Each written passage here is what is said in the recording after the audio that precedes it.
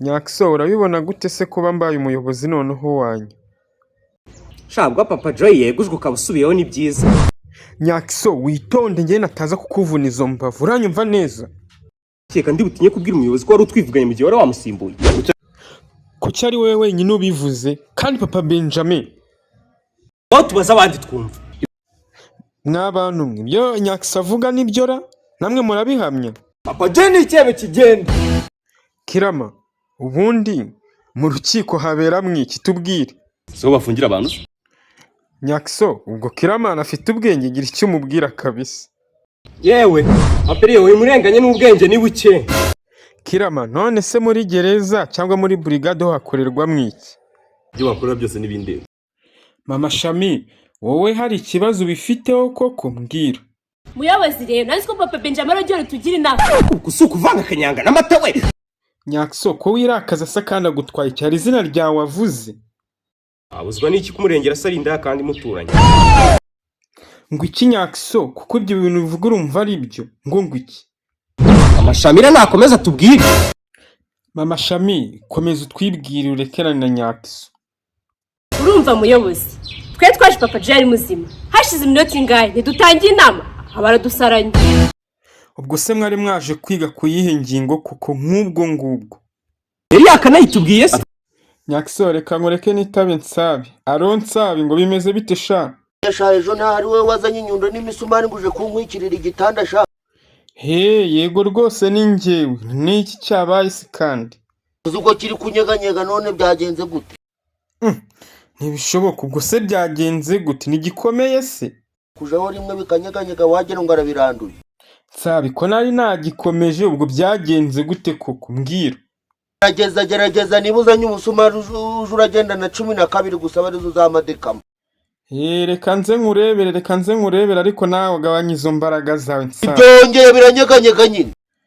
Biri kuvuga utubwo ngubwo koko. Nawe uzanteza abantu biri kumwegera. None ubwo biragenda gute? Mbwira. Kumwegera kandi ubwo naringeze ngo negerere nuzigize. Nsabi nta kuntu se ubwo wakiyeranje mu gihe nari naziyeranje. Kandi yerangirize kuyisima nuko ibivi bikobokaga. Nsabi rwose ihangane ndareba ukuntu nzinduka amagere ndahagera. Ejuze unkoreye icyo gitanda cyabaye nk'ibiheru. Danizzo umamagariye ibyari byo mbwira haro. Barakunda ngengura umutayeri nguzi kudoda ngo niwe mutayeri wa mbere muri Kigali. Yego kabisa ninge mutayeri wa mbere muri Kigali uzi kudoda. None ko mushiki wanjye ari kuvuga ngo yaciye umuco ngo umuco we waracitse neza. Nta kuntu wamudodera. Nibi kibanyarwanda Dani ngo iki ngo umuco? Ngo uye waracitse uratatamutse nta kintu asigaye. Ariko nk'ubwo ubwo mugira ubwenge koko mbwira. Ariko rero nge narinzi ko mudoda ibintu byose nese mu bintu mudoda muco nawe urimo umuco wacitseho ni mwawudoda. Ahubwo wowe bakujyana indera barebe ko nta kibazo ufite mu mutwe kabisa.